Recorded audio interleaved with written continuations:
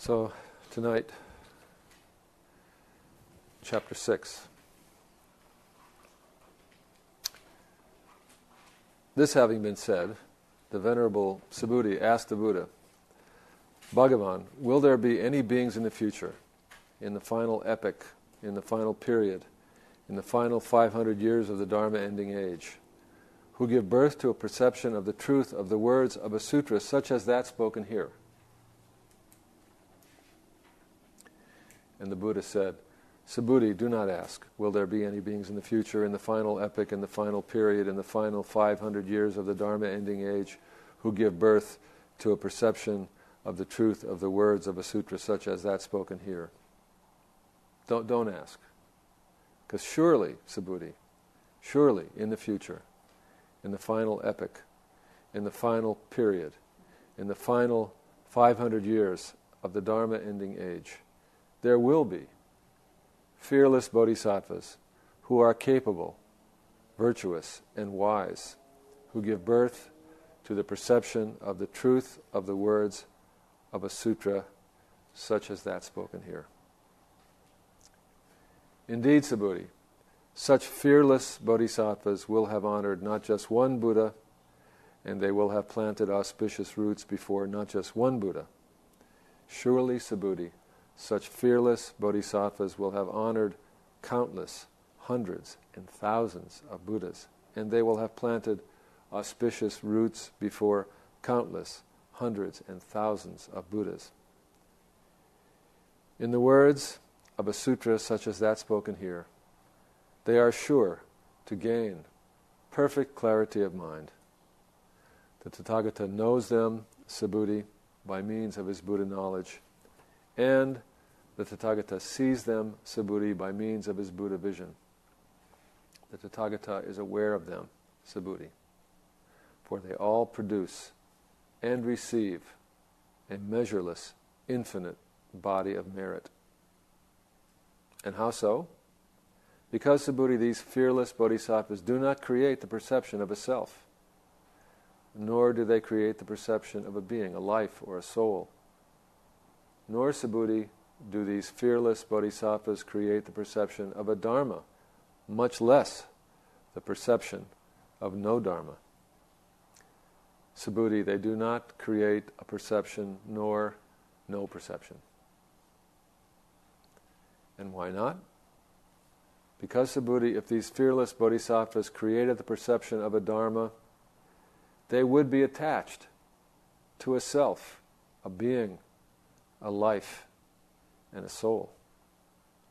Likewise, if they created the perception of no dharma, they would be attached to a self, a being, a life, and a soul. And why not?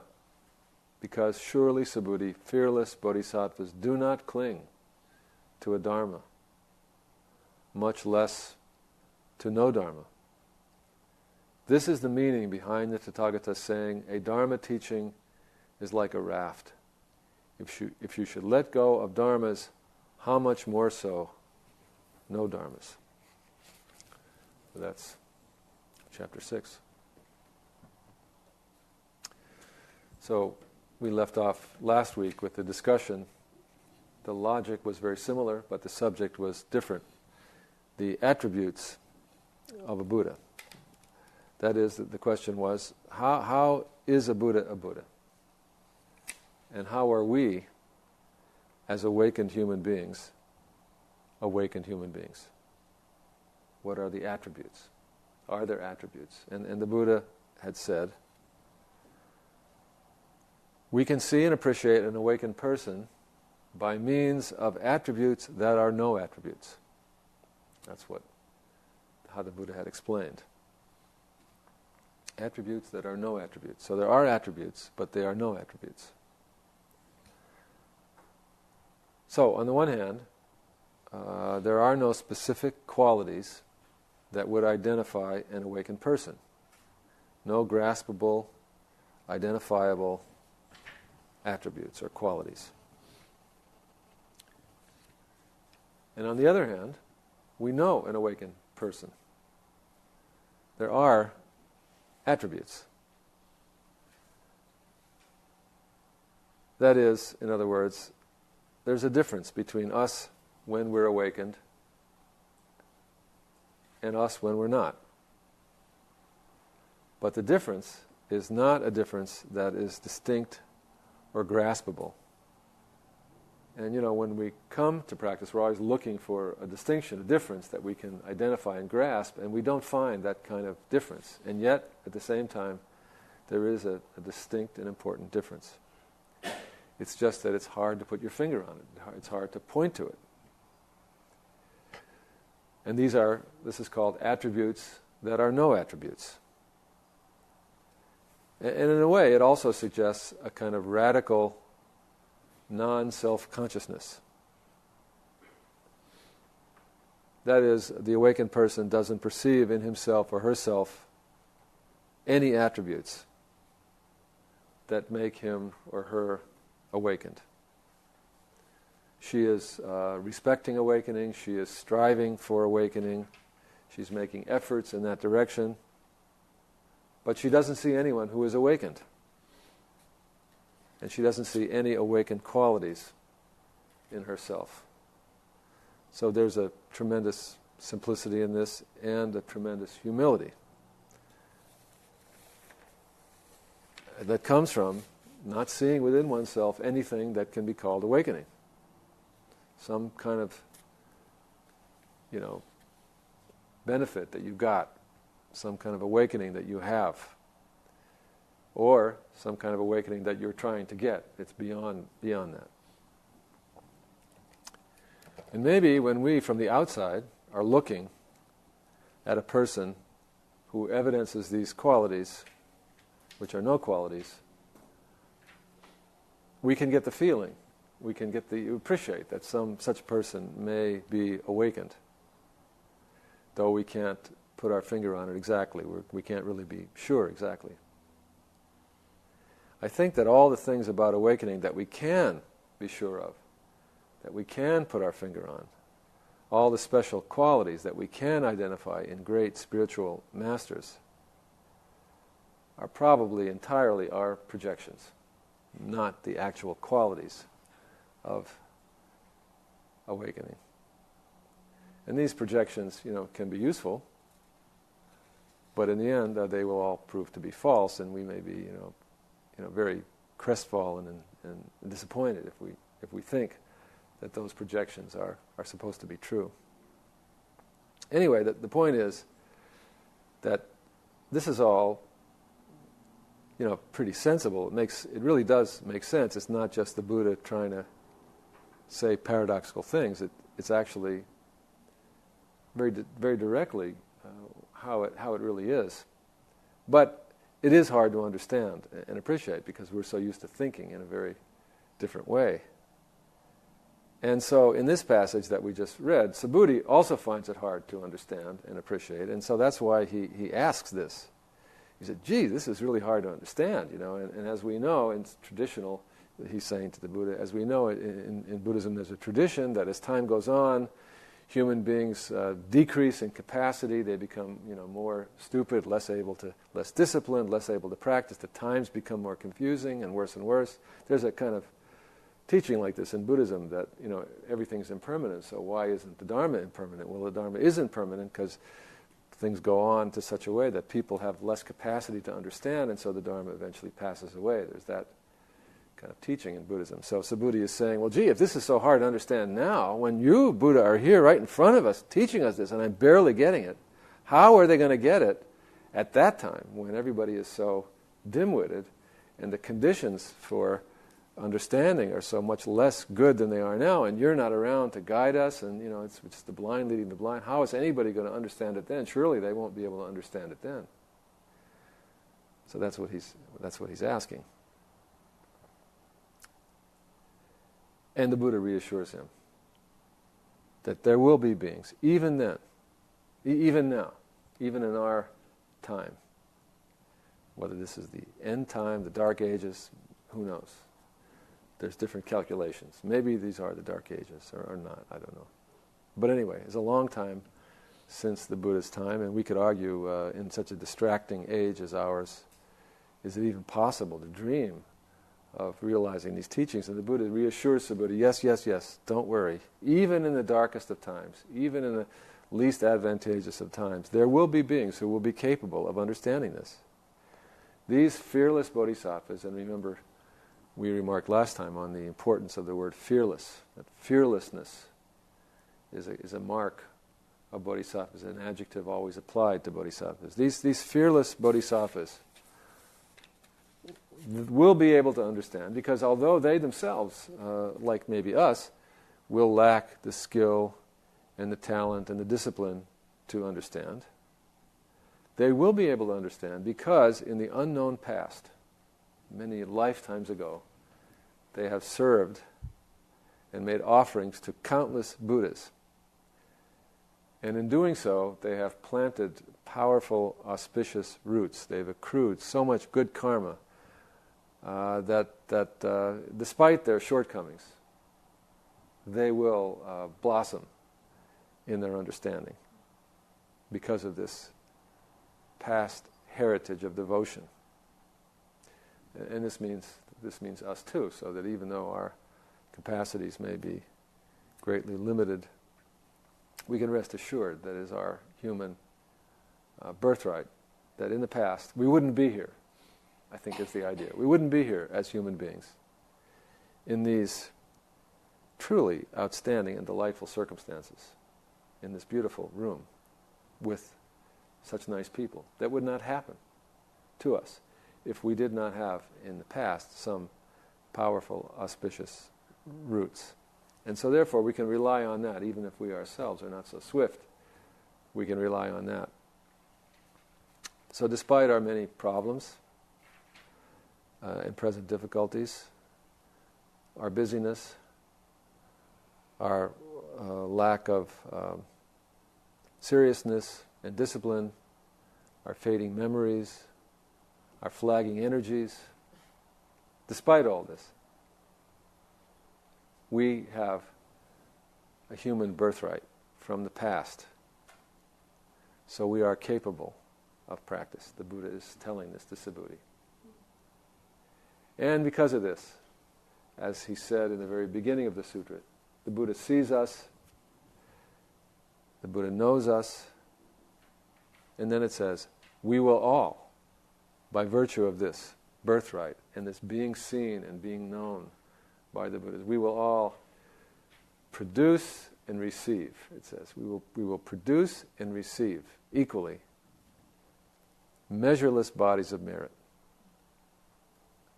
And we already discussed this idea of the measureless body of merit. And then, and why? Why is this so? Why is this measureless merit possible for us? Because we don't create the perception of a self or a person. Or the reverse, we don't create the perception of no self or non-person. And why is that? Because if we perceived a self or a no self, we would either in either case automatically be stuck. We would be clinging and grasping one way or the other. And it's the clinging and the grasping that is the problem. That's the problem. It's not that we are trying to come up with correct Buddhist philosophical concepts to be able to talk about and believe in. The issue is not that. That's actually not a problem or irrelevant one way or the other. The issue is that clinging and grasping causes us to make a mess out of things and to be unhappy. And that is the problem. And this is the bottom line message, I think, of the sutra, which is not so hard to grasp or understand. And it's not so different from all of early Buddhist teaching and all of Buddhist teaching. The root of the human problem is the hanging on, the grasping and the clutching for something that we can't ever clutch, we can't ever grasp, we can't hold on to. It's always leaving us, and we're desperately trying to hold on to it, and so we're suffering. That is the problem. We're going to lose the things that we want to hold on to. And yet we keep holding on. So in early Buddhism, the idea was, okay, if that's the case, then we know what to do. We have to stop holding on. Through discipline and cultivation, we have to practice renunciation, we have to let go. So that was basically, in a nutshell, that's the early teachings of Buddhism, and then all the practices are for the purpose of doing that, which is not so easy to do, but we can do it. Here, in the emptiness teachings in the DiamondSutra, the notion is one stage more subtle. Okay, so you did all that discipline, you did all that training and all that cultivation, and you learned how not to hold on.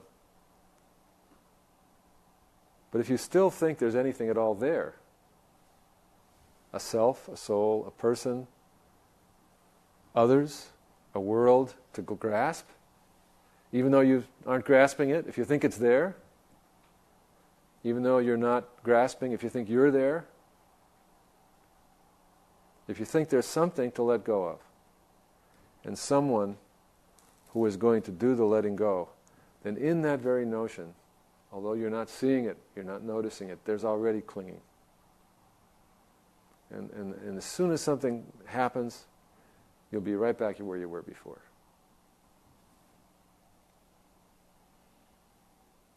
So recognize how it really is. Nothing is there in the way we think it's there. Everything is empty of any separate, hard and fast reality. There's nothing to hold on to.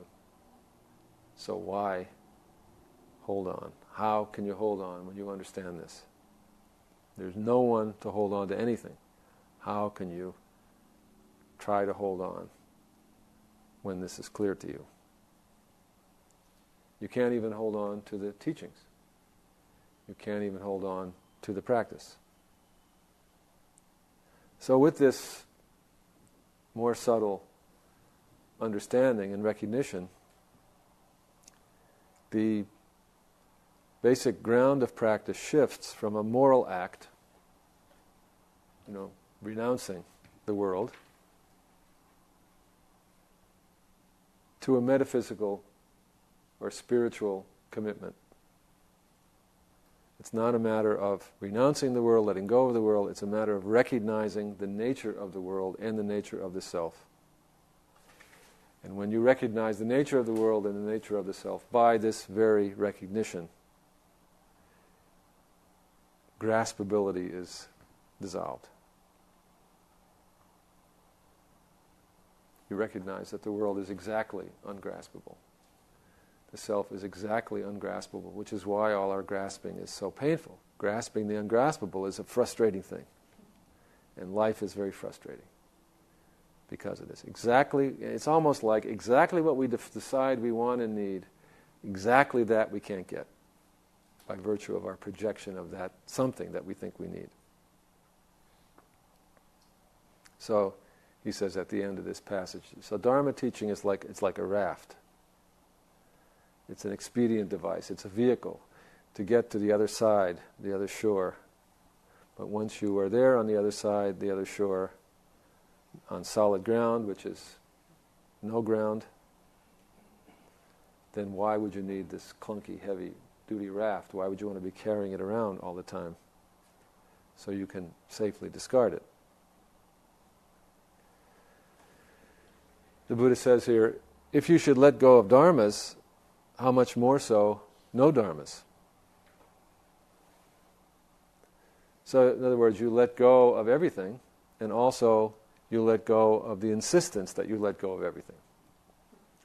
You let go of the raft, but also you let go of the need to assert, look at me, I let go of the raft, and that's what I just did. And I think a simple example to help us see this is maybe, let's say, we have based our life on a life that's very different from the life we grew up in. You know, we lived in a family and we decided that was really a bad idea, the way they did that. So we're going to do it differently now. So we all create a different life from the one that we grew up with. A life that reject the influence of the past and we start something new. But as long as we are insisting on being different from the past and insist on doing something new, we're just as bound by the past as we were if we repeated it.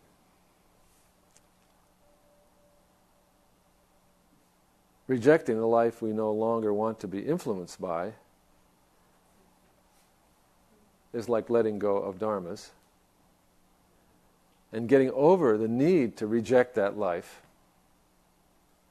and be influenced by that rejection, just ending up being ourselves as we are, is like letting go of no dharmas. Letting go of attachment to our religion is letting go of dharmas. Letting go of our insistence on letting go of that attachment is letting go of no dharmas. In other words, in a simple way, we just open up our hands and recognize our life as it is and let our life unfold without needing to push anything or be pushed by anything one way or the other. So letting go of dharmas and letting go of no dharmas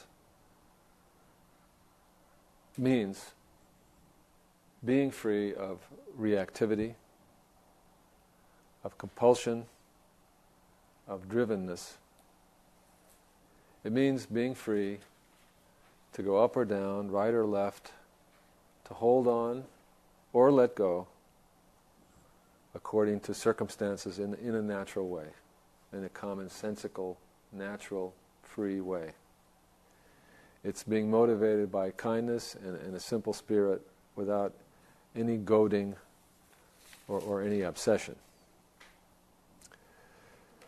So I'm trying to, it's when you read the sutra, it just sounds like this is a willful act of paradox, Like, why are they doing this? But it really is a sensible and important, a really important teaching, however difficult to grasp it may seem at first. So Red Pine quotes several commentaries on this point, and I'll read a few short ones for you. This is Kamala Shila, one of the great Indian Buddhist pundits. He says, I'm reading on page 123 of the text, according to the highest truth, dharmas do not actually appear. We often say this in dharma statements in funeral ceremonies. Person never really appeared, therefore we can't say that they're actually gone. So he says that. Dharmas do not actually appear. They seem to appear, but they actually don't appear. Thus, there can be no perception of a dharma. And because they do not appear, they can't disappear. Thus, there can be no perception of no dharma. This tells us to realize that dharmas have no self-nature. And Sengjia, one of the early Chinese teachers of emptiness, the non-existence of perceptions of dharmas makes it clear that dharmas do not exist and thus eliminates our attachment, our clinging to existence. The non-existence of perceptions of no dharmas makes it clear that dharmas do not exist, and thus eliminates our attachment to non-existence. So, in this kind of philosophy, this is the great dichotomy. Attachment is the same, whether you're attached to existence or attached to non-existence. And one does get attached to non-existence, that's like nihilism. That's what they call it, nihilism. Nothing matters, nothing counts. Life has no meaning. And one becomes very attached to that perspective. And the reverse, attached to wanting more and more and more. So that's Sengjiao's comment. And then Red Pine is quoting a lot from a Zen teacher, Dao Chuan, who always writes a little poem that's very delightful in his comments. He says, "Perfect space is neither long nor short. So listen to my song. Perception of a dharma, perception of no dharma, hands open, then they close, floating clouds reveal blue sky. For 1,000 miles, heaven looks the same." So that's what it means to not cling to dharmas or no dharmas. It means to let the hands open and close as they must. Sometimes there's holding on, sometimes there's letting go. It's natural. But either way, it's floating clouds. And when the clouds float by, there's blue sky forever.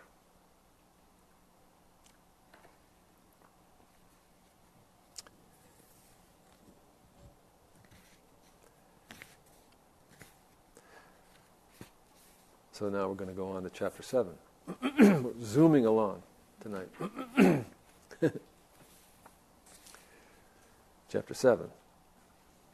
Once again, the Buddha asked the Venerable Subhuti, "What do you think, Subhuti? Did the Tathagata realize any such dharma as unexcelled perfect enlightenment? And does the Tathagata teach any such dharma?"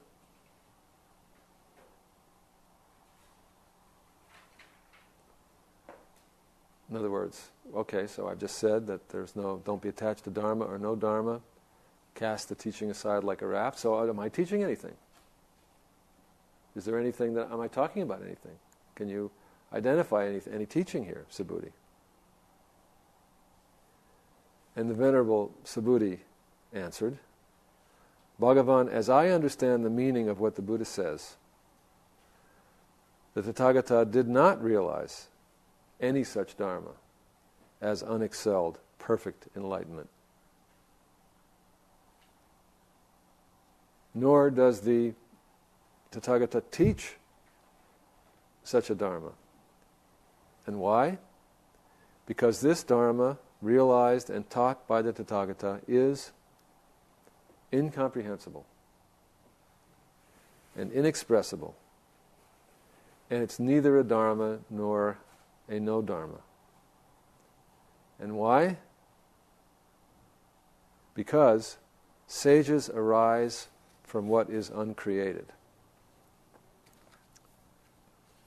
So that requires some explanation also. I think so. Don't you think? Definitely. So, following along carefully with the sutra as we've been doing, it certainly raises Subhuti's question.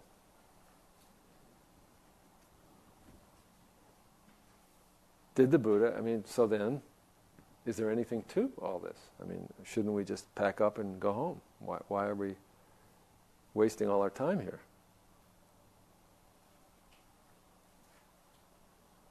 And the Buddha is asking this question of Subhuti, maybe to test Subhuti.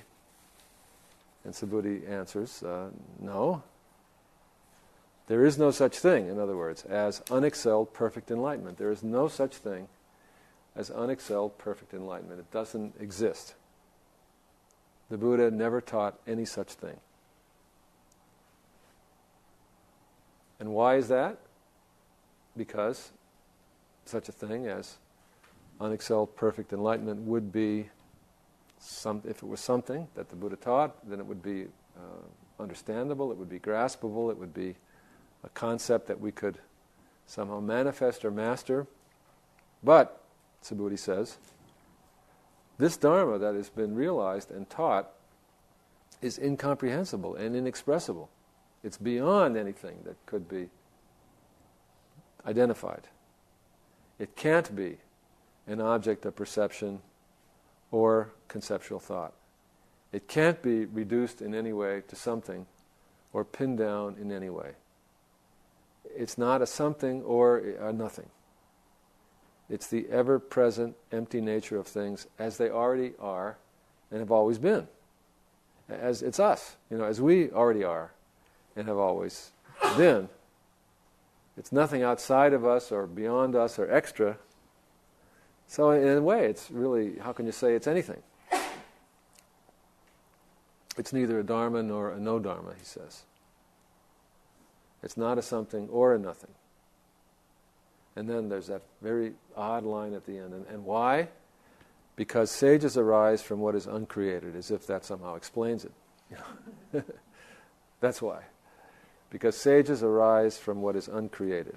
And this is a very hard line to grasp and translate, and all the different translators treat it differently. So that's how Red Pine translates. Because sages arise from what is uncreated. Edward Konza translates, and I've always loved his way of translating it, because an absolute exalts the holy persons. Thich Nhat Hanh translates, because the noble teachers are only distinguished from others in terms of the unconditioned. So those are three different translations of that line. Now, we said a few weeks ago that one of the characteristics of Red Pine's take on the DiamondSutra is that he thinks that the sutra is a learning experience for Subhuti. That throughout the sutra, Subhuti is often, he's got a good idea, but he hasn't really learned, the teaching of the DiamondSutra yet. So throughout the sutra, he's kind of making mistakes, and the Buddha's correcting him, and he's learning and developing. So according to Red Pine, this whole answer of Subhuti's is wrong. And later the Buddha is going to correct him. So Red Pine's argument is that Subhuti, there's two stages of emptiness teaching. One stage is to recognize that everything is really empty. But then you think, I got it, emptiness, that's it. The next stage is you have to realize that emptiness is also empty.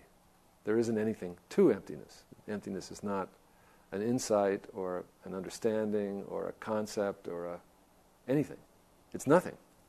So first you have to see that things are not as they seem to be, that they're empty, and then you have to realize that emptiness isn't anything. So Red Pine's idea here is that Subhuti knows that all dharmas are empty, but he doesn't yet know that all dharmas are empty, that emptiness is empty of emptiness. So then that's why he says, when Subhuti says sages arise from the uncreated, he's making a mistake. That they don't arise from the uncreated. They neither arise from the created nor the uncreated, because the uncreated is the absolute. Nirvana isn't anything. So I'll read you the comments of Edward Konza and Thich Nhat Hanh, because they don't take it that way. They take this statement of Subhuti's to be a true Dharma statement. So here's Edward Konza. Asamskrta is the word which is translated as the uncreated or the absolute. And samskrta means something like, it means something like to create or put together. Like things that are put together, any perception, anything that you could name, or any feeling is something that's put together. Everything that exists is put together in some way. And asamskrta means exactly meaning not put together, unput together, uncreated. Or we could say the absolute as opposed to the relative, all the world of what's been created. So he says, the absolute is literally the unconditioned, or the uncreated. And according to Vasubandhu, it means here that which cannot be discriminated, which would make sense, right? He's saying the Dharma is inconceivable, it's inexpressible, which is to say it can't be discriminated. It's uncreated, right? It's unformed. It's non-existent in the ordinary way. So that makes sense. With an obvious and deliberate disregard for logic, the sutra claims that this unrelated absolute can enter into a relation with certain persons. It's very like in theistic religion, where you say God is beyond the beyond the beyond, and yet somehow God enters into relation with specific persons, which doesn't seem to make sense, and yet that is the religious life. That one finds oneself in a relationship with the uncreated, the unborn, the unput together, the absolute. So he goes on, this is a difficult idea, and a difficult word is chosen to express it. Exalts. The word prabhavita, which he's using, exalts, contains a great wealth of meanings, and exalts is the best I can do. One could say, are glorified by, draw their strength from, owe their distinction to, or derive their dignity from. It's all wonderful ideas that this uncreated, unexpressible, incomprehensible, basically not exactly existent, I was going to say something, but it's not something. I can't say nothing either.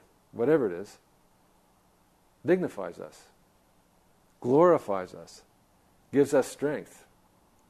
We owe our distinction to it. It doesn't make sense, but that's what somehow where the text ends up.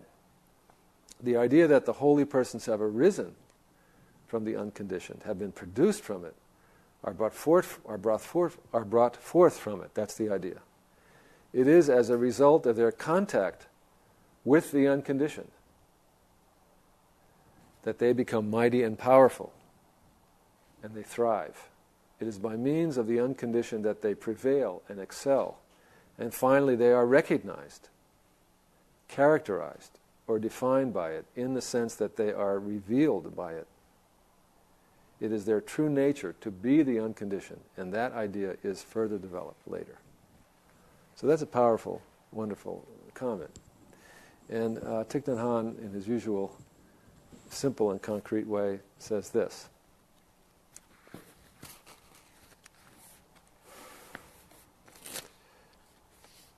Then Subhuti says that the noble teachers can be distinguished from others only in terms of the unconditioned. Noble teachers is a translation of the Sanskrit term Arya Pudgala. Arya means to honor, like are noble, and Pudgala means person. So Arya Pudgala are those who have attained the status of various ranks in the Dharma by virtue of their understanding. Asamskrta dharmas are unconditioned. They transcend all concepts. So these noble teachers are liberated. They are distinguished from others because they are in touch with and realize the unconditioned dharmas, which are there in all of us. It's just that because they're not special dharmas that come to them that aren't in the rest of us. It's just that the rest of us, although we possess them and are them, we have not yet been in touch with them and realized them. They're not part of our lives, even though they're in us through and through. And so these great teachers, because of this, are no longer imprisoned by forms and concepts, as we are. This section of the sutra shows that all dharmas are without form and transcend conceptual knowledge. That means everything is actually without form and beyond conceptual knowledge, even though we assign form to it and we conceptualize it. In fact, it's empty. It's beyond form, beyond conceptualization. It is the unconditioned. When we realize this, we are freed from our conceptual prisons. In daily life, we usually use our conceptual knowledge to grasp reality. But this is impossible. Meditation aims at breaking through all conceptual limitations and barriers so that we can move freely in the boundless ocean of reality. So, I'm glad that Thich Nhat Hanh here, being a regular bread and butter, everyday Dharma teacher, brings us back to the practice. He's saying, that's why we sit. That's what we're doing when we're sitting. We're taking a step backwards out of our concepts and our needs and our clinging and our desires into the uncreated, the unconditioned. And even though things might still arise in the mind while we're sitting, when we step back into this background of the unconditioned, it changes the picture. We see the same things might be there, but they're no longer sticky. They're no longer substantial. They're no longer real. Now, even though, to be sure, we don't get that perfectly, but this is the effort that we're making when we're sitting. And this is why sitting is so deeply comforting, at least to me. I think sitting is so comforting. What a great thing that we can return to the unconditioned. And of course, one realizes that doing that is not just a matter of sitting. It's not a characteristic of somebody rings a bell, we need a bell to return to the unconditioned. It's a characteristic of our consciousness. So once we kind of get the idea through the sitting practice over time, the unconditioned is always one step away, literally, from wherever we are. One step back, and there it is. And so this inconceivable, incomprehensible Dharma is not verified. It's not distant. It's always right here. If we take a step back into it, it's as close as the breath, literally.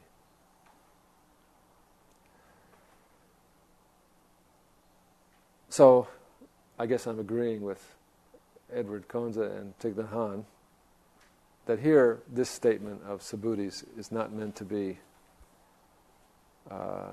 some kind of mistake or something like that. I think it's a statement that is meant to be affirmed.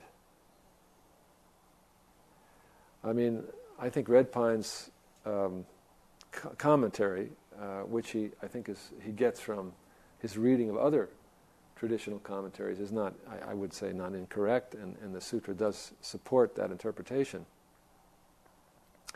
But I think, as well, in other words, I think you could read it either way. But in actual practice, I think that this saying, the Absolute exalts the holy persons, the Absolute exalts practitioners, the Absolute gives strength to practitioners, lends dignity to practitioners. I think this is coming at the end of all of this expression of the inexpressibility and the incomprehensibility and the ungraspability of the Dharma. This is a positive, powerful statement of what it feels like to be embraced by and to be embracing the truth, the absolute, the uncreated. Even though by its very nature the absolute is that which is neither here nor there and isn't something or nothing. Still, human beings have always found it necessary to name and identify the Absolute, even though as they name it and identify it, they always say it can't be named and it can't be identified. Still, people have a need to name it. I mean, there wouldn't be a word absolute, if not for the fact that human beings have a need to name and affirm the Absolute. And human beings have a need to be inspired by the Absolute, to have faith in the Absolute. So, I think we've already read enough of the sutra to see that its dialectic is always deconstructing all of our concepts. That's what the sutra is doing. What's an attribute? It's a no attribute. And as we'll read in a minute, what's the dharma? It's no dharma. Everything is called what it is because it's not what it is. So that's the sort of dialectic of the sutra, to deconstruct all our concepts. But in the end, as we see here, the sutra leaves us with some joy, some freedom, and some love that will come naturally when the burden of our concepts has been lifted from us. So I really I've always, since I first read it many years ago, I always think of that line, the Absolute exalts the holy persons. The uncreated gives strength to us, gives us glory. Despite the fact that our practice, when we really look at it and think about it, we have to realize that it's actually nothing. There's literally nothing to it. I relate strongly to that line in the old TV show, the Seinfeld TV show, where he would always say, "What's this show about? It's about nothing." Well, what am I doing? Nothing. What am I teaching about? Nothing. That's why I'm not a teacher of anything, because there's nothing. Despite that, this is a wonderful practice. It's not really nothing. It's not anything. It's not something, that's for sure. Goodness knows. But it's also not exactly nothing either. And we can't say that our practice is better than or even different from anyone else's average every day. And yet, even though that's really true, and we appreciate that that's true, we are exalted by our practice. We're given strength by our practice. We are glorified by our spiritual endeavor, even though there's really not much to it. So one last chapter, and then we'll finish for tonight.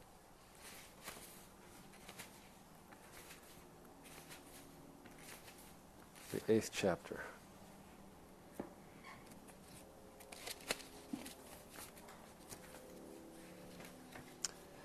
Chapter 8. The Buddha said, "What do you think? If some noble son or daughter filled the billion worlds of this universe with the 7 jewels,"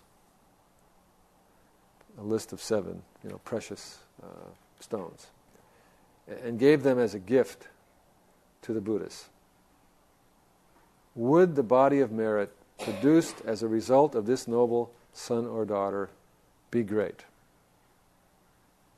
Subhuti answered, "Great indeed, Bhagavan.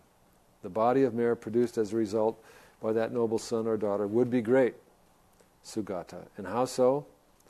Bhagavan, whatever is said by the Tathagata to be a body of merit is said by the Tathagata to be no body. No body. Thus does the Tathagata speak of a body of merit as a body of merit. In other words, a body of merit is no body of merit, that's why we call it a body of merit. This is the Diamond Sutra logic, the Diamond Sutra dialectic. The Buddha said, Subhuti, if instead of filling the billion worlds of this universe with the 7 jewels and giving them as a gift to the Tathagatas, the Arhans, the fully enlightened ones, this noble son or daughter grasped but one 4-line verse of this sutra and made it known and explained it in detail to others, the body of merit produced as a result of that would be immeasurably, infinitely greater than that body of merit of offering all those jewels. This makes me feel really good.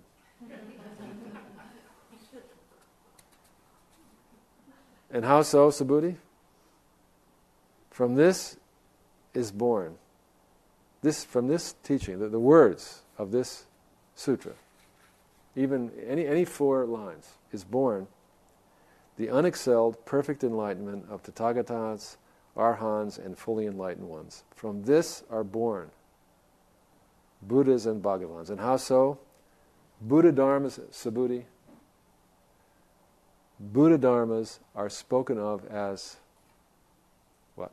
No Buddha Dharmas. Thus they are called Buddha Dharmas. So that's the 8th. Thus they are called Buddha Dharmas. Buddha Dharmas are spoken of as no Buddha Dharmas, thus they are called Buddha Dharmas. So now I think we have established the logic, the dialectic of the sutra that will continue throughout the rest of the text. Probably if we stopped here forever, we would pretty much get the idea. So we've heard this already. Attributes are no attributes. That's why we call them attributes. Those are the attributes of the Buddha, the attributes that are no attributes. A body of merit is a no body, a non-merit body.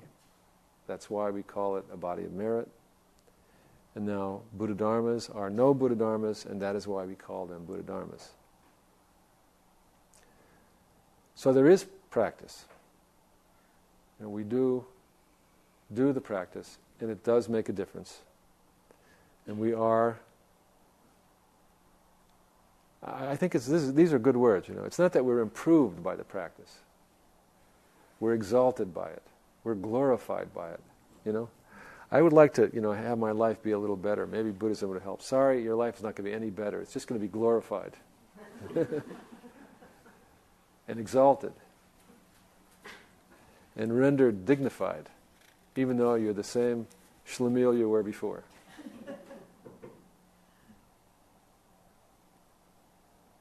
And we're going to get from the practice joy. Because we let go. We open up our hands. And why do we do that? Because we recognize that there was nothing whatsoever to grasp. Nothing whatsoever to understand, nothing whatsoever to know or improve, nothing to hold, nothing to desire, nothing to fulfill. And so this opening of our hands, when there was nothing to grasp in the first place, is a wonderful achievement. And of course, what kind of achievement is this? It's a no achievement, and that's why we call it an achievement. Because if we called it an achievement, and we thought of it as an achievement, and we thought we had achieved something, what would be there? There would be grasping. There would be clinging, and then soon there would be unhappiness. Soon we'd lose our joy. So this is a limitless joy. And it's much more meritorious than anything that you could measure. Even 1 billion precious offerings are not as meritorious as an unlimited good. Unlimited because it's not anything. Just to practice for one moment 4 lines of this teaching is worth piles and piles of precious gifts offered to the Buddhas. And this has always been one of the aspects of the sutra that I always thought was really great. About half of the sutra is teaching, this basic thing, this format that we've been discussing. It goes throughout the rest of the sutra. So about half of it is teaching this profound logic of emptiness, and the other half is telling you how great the first half was. So the sutra is constantly praising itself. So I just told you that, And now, this is so great. You should know this, how great it is, that no matter what you could possibly do, nothing would be greater than just, sharing those lines that we just read. So it's kind of funny, the sutra spends so much time reminding us of its own preciousness. So although the emptiness of dharmas is empty, it's nothing at all, it's not even nothing, as we just learned, it's going too far to say it's nothing. It is the most precious, the most valuable thing by far. And the words, the very words of the Diamond Cutter Sutra, it's saying the words of the sutra. 4 lines of them. When we have faith in them and share them, is precious beyond measure. And you'll see as we study the sutra some other time that this is repeated, this kind of trope of the preciousness of the words of the sutra is repeated over and over and over again, even though we just learned that these words are, by definition, incomprehensible and inexpressible. So, that's chapters 6 to 8 for tonight, and we'll take it up from there whenever we resume it, probably sometime in the fall. Tonight I thought, since this is our last time with the sutra for a while, we would chant the sutra. So how many people have copies? Raise your hand if you've got a copy with you tonight. Even if you have a different version, but you have a copy. It doesn't matter if you have this translation. Anybody have any version? Does anybody by any chance have more than one copy or more than one translation? No. Okay, well, we'll do like we did years ago in the Zen Center when the way that this works is I'll introduce the sutra just like I usually introduce the Enmei Jiku Kanan Gyo. I'll say Vajra Chedika Prajna Paramita Sutra, and I'll ring the bell. And then everybody who has a copy of the text, and you start, in the red pine, you start on page 3. In other words, page 3 is just the text itself without any commentary. So we want to just read the text itself. Page 3 until page 27 or 8. 27. 3 to 27. I think the paperback starts on page 1. Okay. Yeah, I have the hardcover, yeah. Oh yeah, sorry. Mine starts on page 1 too. Page 1 to 27. So the idea is that once I introduce the sutra, you start anywhere. We don't just start on the page 1 and read in unison. You start everywhere. Everybody's reading from a different place simultaneously. So it's a kind of cacophony of words. And so those of you who don't have copies of the sutra can just sit quietly and enjoy the ride.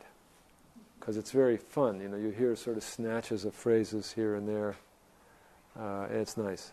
So then what'll happen is we'll just keep going like that for a while. And then when it's time to stop, I'll quietly ring a few bells. And that'll mean that we're getting ready to stop. And so then you kind of just wind down. You can read for a minute or two more, and one person drops away, and then another person, and little by little till there's just one person left, and then that person stops. And then I'll do the dedication, because we want to chant and offer the merit to some important people in the community who are still unwell, and will add things. John Murray isn't here tonight because his mother is ill. Although I think he said that she's getting better. It's not serious, yeah. But he's with her, that's why he's not here tonight. So we'll chant for her, Catherine Murray, as well as our friend Michael Sawyer and Grace Damon, and anybody else that you want to add. So is it clear how to do this? Okay.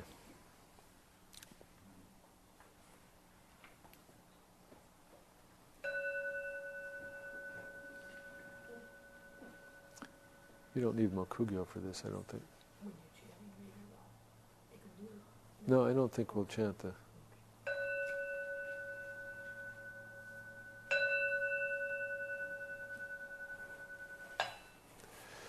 Ajra Chedika Prajna Paramita Sutra.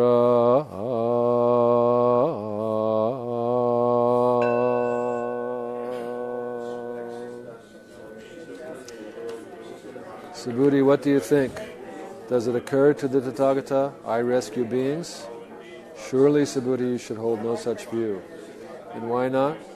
Subhuti, the being does not exist who is rescued by the Tathagata. Subhuti, if any being were rescued by the Tathagata would not be attached to a self.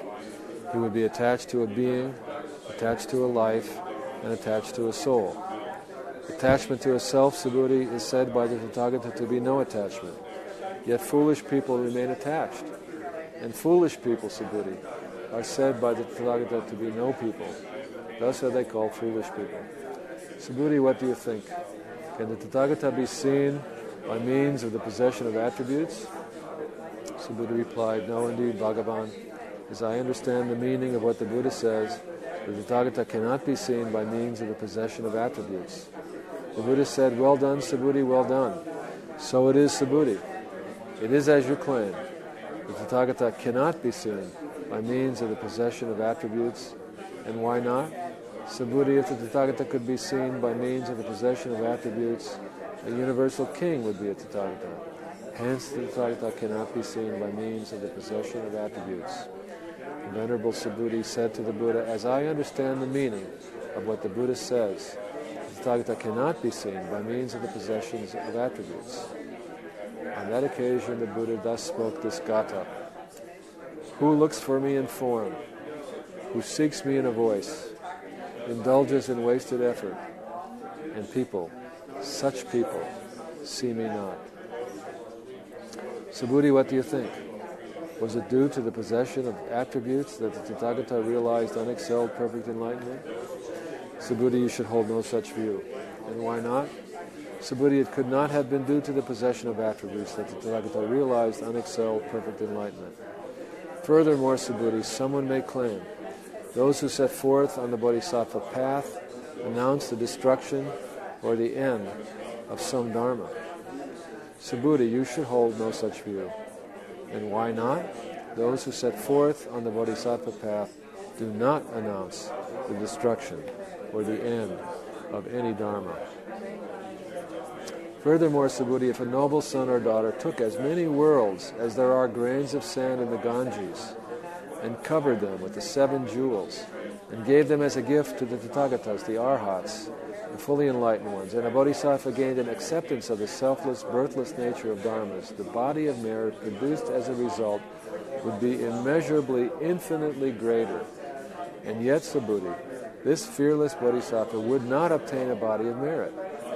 The Venerable Subhuti said, but surely, Bhagavan, this Bodhisattva would obtain a body of merit. The Buddha replied, they would, Subhuti, but without grasping it. Thus it is called obtaining.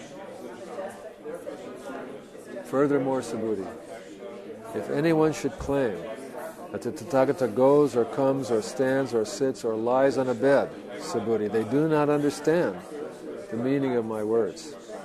And why not? Subhuti, those who are called Tathagatas do not go anywhere, nor do they come from anywhere. Thus they are called Tathagatas, Arhats, fully enlightened ones. Furthermore, Subhuti, if a noble son or daughter took as many worlds as there are specks of dust in a billion-world universe, and by an expenditure of limitless energy ground them into a multitude of atoms, Subhuti, what do you think? Would there be a great multitude of atoms? Subhuti replied, so there would, Bhagavan, so there would, Sugata.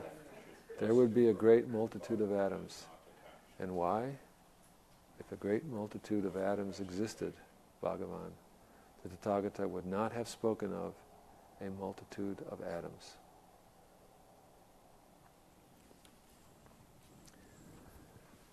May we awaken Buddha's compassion and luminous mirror wisdom, chanting the Vajra Chedika Prajna Paramita Sutra.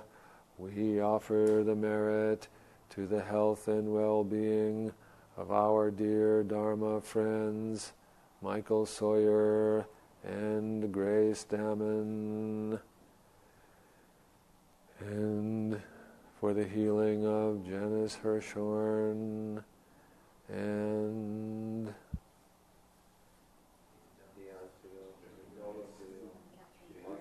Nancy Welch.